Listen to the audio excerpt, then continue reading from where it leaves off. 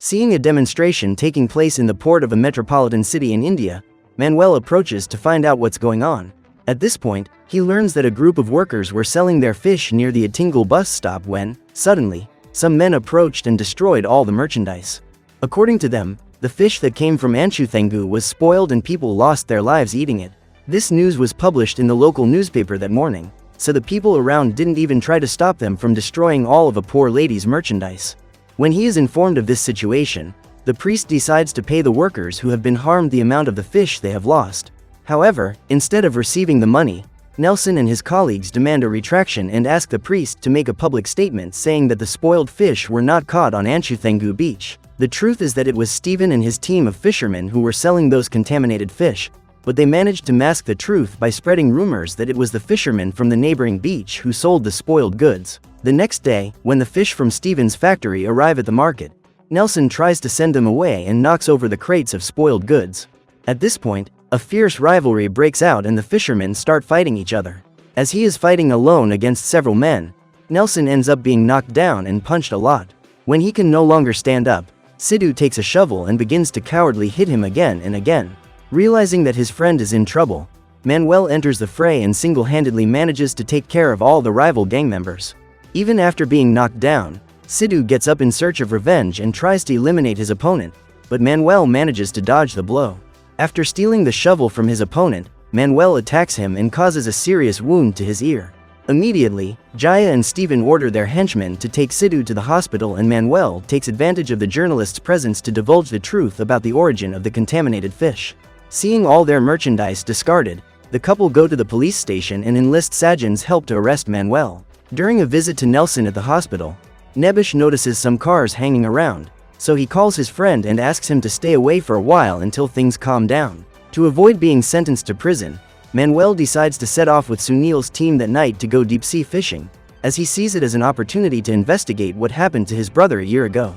When she learns that her husband will be away from home for 2 weeks, Rina tries to stop him, but soon realizes that Manuel's life is in danger and allows him to go sailing. During the farewell, the woman reminds her husband that their daughter's birthday is on the 24th, so Manuel needs to be back home on that date. That night, after drinking in a bar with his colleagues, the man hitchhikes to the port and boards Captain Shrank's boat.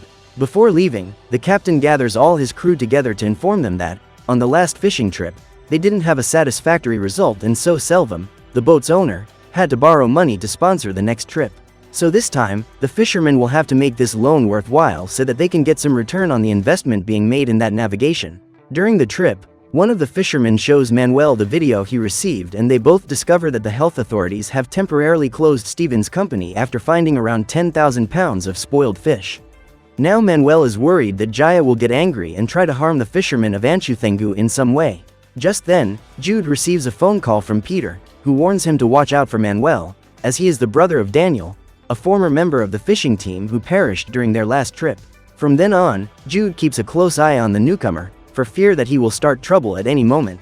As it's his first time on a fishing boat, Rafi still feels out of place and watches everyone around him to learn how to use the toilet and wash his clothes while he's sailing. However, when it's time for the young man to use the toilet, Dixon approaches him and threatens to push him into the sea because he's completely drunk.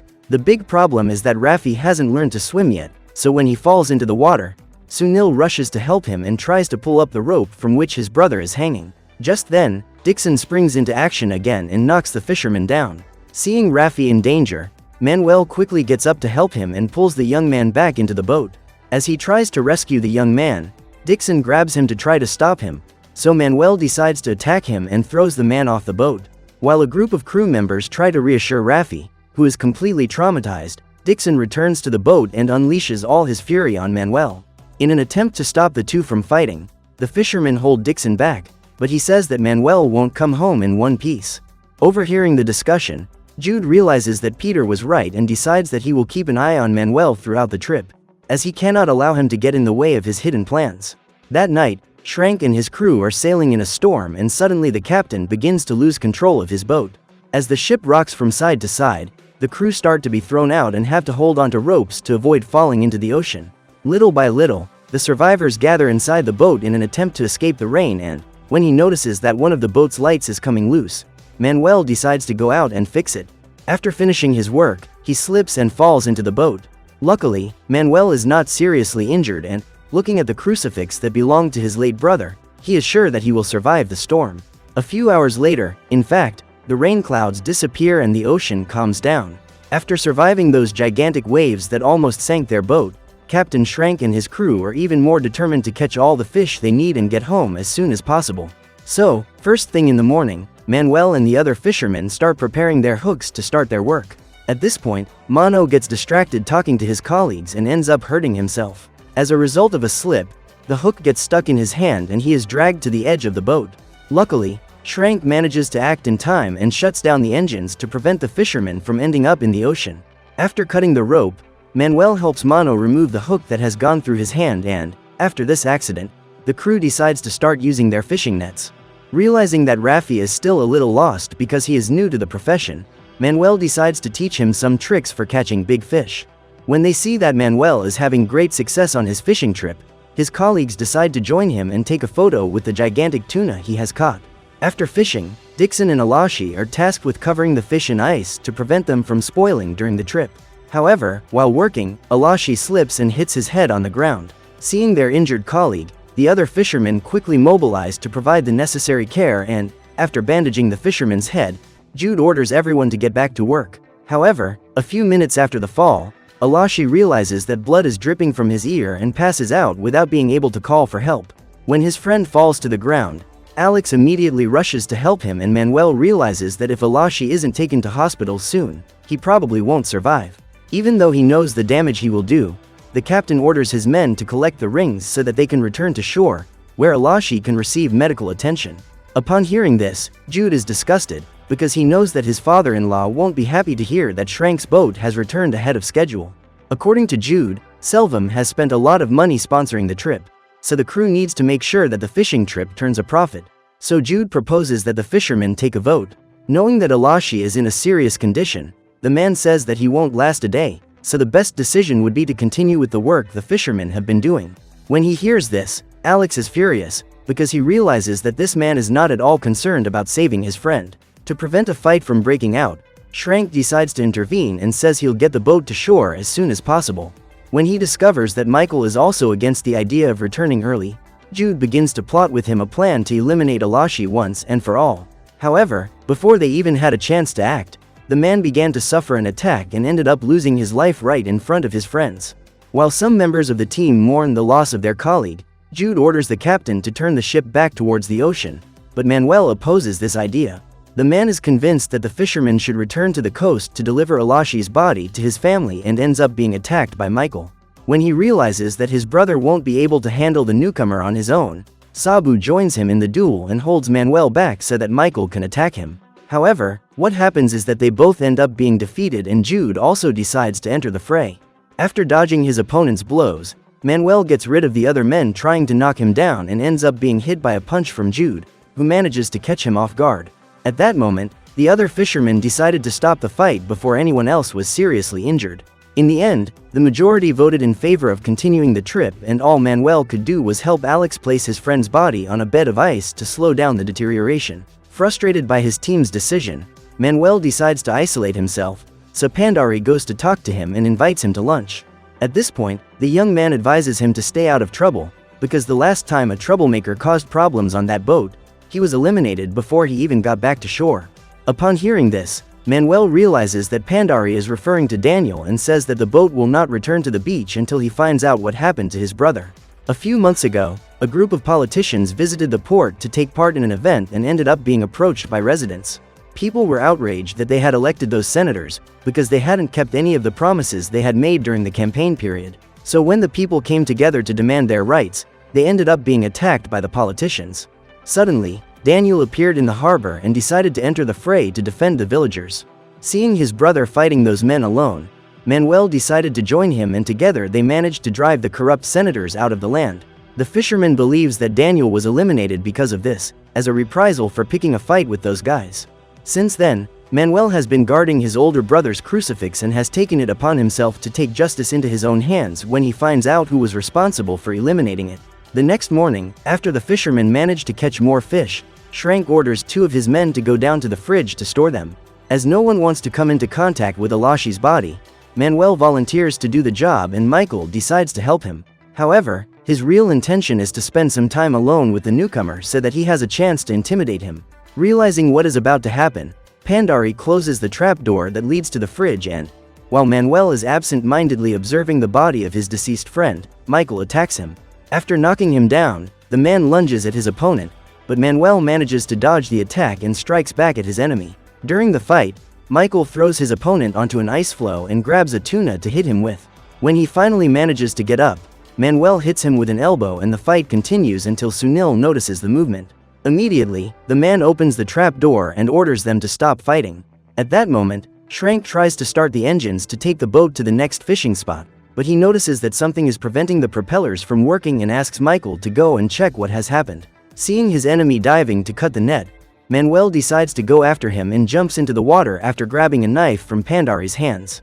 After helping Michael release the propellers, Manuel grabs him to prevent him from reaching the surface and threatens to eliminate him. His goal is to interrogate the man to find out if he was the one who eliminated his brother, but the man won't take the blame for the crime. Hearing the voices of the other fishermen calling out to them, Manuel decides to release his enemy and swims back to the boat. As he climbs the ladder, he says that the propellers are free and goes back to work as if nothing had happened.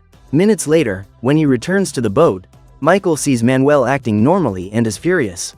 When he realizes that his companion is unwell, Mano approaches him to find out what has happened and ends up being attacked. That afternoon, Sabu gathers all his allies in the fridge to ambush Manuel, as he is causing too much trouble, especially now that he has begun to question what happened to his brother. Before Sabu started working on that boat, Daniel joined the crew and quickly made friends with all the fishermen. However, when he discovered that Jude and his colleagues were transporting illicit substances to Sri Lanka, Daniel revolted and threw the goods into the ocean.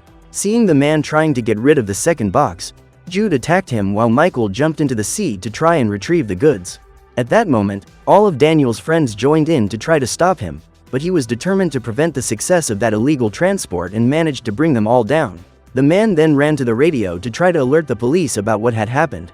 In an attempt to stop him, Jude attacked him again. So Daniel had to knock him down and then started a new fight with his colleagues, because they were all involved in that illegal transportation. When he managed to get up, Jude attacked his companion once again and, once again, Daniel managed to defeat him. Desperate to stop this guy, the criminals teamed up to beat him, but Daniel resisted and got up to continue the fight. After almost being eliminated by Jude, he managed to steal the machete from his adversary's hands and took him prisoner to convince the others not to continue with the dirty work. At this point, Jude pretended to agree with this idea so as not to risk being eliminated, but as soon as they had the chance, he and his cronies eliminated Daniel and threw him into the sea. After hearing this story, the captain realizes that Manuel has boarded his boat with the aim of getting revenge and says that he too must be eliminated. Then, that afternoon, while Manuel is collecting the fishing nets, Michael uses a trap made of hooks to try to knock him off the boat, but the fisherman manages to hold on and his companions run to help him. While the fishermen treat the wound on Manuel's skin, the captain asks him to rest in an attempt to disguise the fact that this attack was no mere accident. That night, while everyone is resting up for another day's work ahead, Jude and his men join forces to attack Manuel and cowardly capture the fisherman while he is asleep. After having his arms and legs tied, Manuel is thrown into the sea and the only person who witnesses this attack is Rafi, who pretends to be asleep so as not to get into trouble. However, as soon as Jude and his gang return to the captain's cabin, the young man wakes up his brother and reveals that Manuel has fallen into the water. Desperate, the two brothers alert the entire crew to what has happened and Alex quickly jumps into the ocean with Dixon to look for him. When he returns to the boat, Manuel is overcome with rage and threatens Jude with his axe, but he can't get rid of him because the fishermen unite to drag him away. The next morning, while fishing, Alex notices that one of the hooks has been ripped out and Punthora says that it seems they have hooked a great white shark. Upon hearing this, all the fishermen join forces to try and drag the creature back to the boat, but the sea monster manages to resist and continues swimming away. As he gets further away from the boat, the giant fish drags the rope that is being used to pull him and Sunil is almost swept into the sea, but his companions manage to rescue him. At this point, Shrank says that two of his men will have to go down in a dinghy to hit the animal with a harpoon, because, according to him, this is the only way to catch a great white shark. After instructing Sabu to do the job, the captain asks Manuel to accompany him, as he has already agreed with his accomplice to get rid of him while they are both in the boat. Even though he knows his life is in danger, Manuel decides to follow his captain's orders and gets on the boat. Minutes later, When he sees the shark approaching with its mouth open to devour them, Sabu throws the harpoon and manages to hit it. After the attack, the predator dives to avoid being hit again, and Sabu realizes that the creature is no longer alive. However, the truth is that the animal is just preparing to make another attack and manages to knock the fisherman out of the boat. As he falls into the ocean, Sabu takes his knife and hits Manuel in the abdomen so that his blood attracts the shark's attention. The man then returns to the boat and leaves Manuel in the water in the hope that he will be devoured. However, just as he was about to be caught by the giant fish's fangs, the man ended up rolling over his body and grabbing onto the shark's fin. In this way, Manuel manages to guide the animal towards the boat and ties its tail to a rope so that it can no longer swim. Despite being trapped, the predator reaches the boat where Sabu is and jumps out of the water to grab its prey. Luckily, the man manages to survive, but he is seriously injured and Manuel decides to swim to the boat to help him. Just then, Dixon spots the shark heading towards his companions and shoots a harpoon arrow so that they can defend themselves. After catching that spear in the air, Manuel quickly attacks the predator and manages to hit it. Soon after, he takes Sabu back to the boat so that the crew can tend to his wounds. Seeing Manuel come back alive from yet another attempt to destroy him, Jude begins to worry as he becomes convinced that his adversary is almost invincible. When he realizes that his brother's wounds won't stop bleeding, Michael orders Jude to turn the boat around so that they can return to shore, as Sabu needs to receive medical attention as soon as possible. At that moment, Manuel finds the perfect opportunity to make his enemies taste their own poison and says that Sabu won't survive another day. He says that just as the fishermen didn't want to return to save Alashi's life, they won't be able to return for Sabu, because the same rule must apply to everyone. Even after hearing this, Jude ignores him and walks to the cockpit to change the boat's course. Manuel then goes after him and attacks him. At this point, Michael enters the fray and Manuel takes the opportunity to vent all his pent-up hatred for those guys who have tried to eliminate him countless times. When he realizes that he won't be able to defeat his enemy empty-handed, Jude takes a bolt to hit him, but Manuel is determined to get revenge for what they did to his brother. Just as he is about to strike Jude in the heart, the captain hits him over the head with an iron bar. The truth is that it was Shrank who eliminated Daniel in exactly this way, with a blow to the back of the head, and then Jude used an axe to finish the job. After hitting Daniel's back, Michael assured him that the man had lost his life before throwing his body into the ocean. Seeing Manuel on the ground about to suffer the same fate as his brother, Shrank confesses that he helped Jude and Michael get rid of Daniel and causes outrage among the other crew members.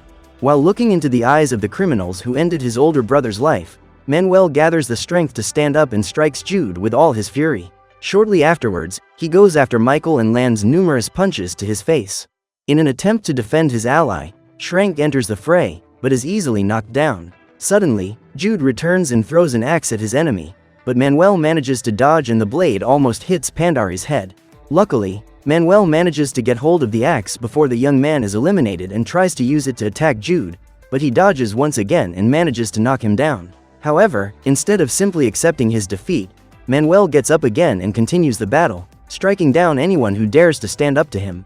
After knocking down his enemies with a sphere covered in thorns, Manuel has the chance to throw them into the ocean and receives the support of the entire crew to punish the men who eliminated Daniel. When the men are already in the water, Manuel cuts the rope that was being used to secure the shark's tail and then throws the axe into Shrank's chest. Just then, the predator appears to finish the job and Manuel is able to complete his revenge. So what did you think of this movie? Leave it in the comments below. And if you liked the video, like and subscribe for more movie recaps. See you next time.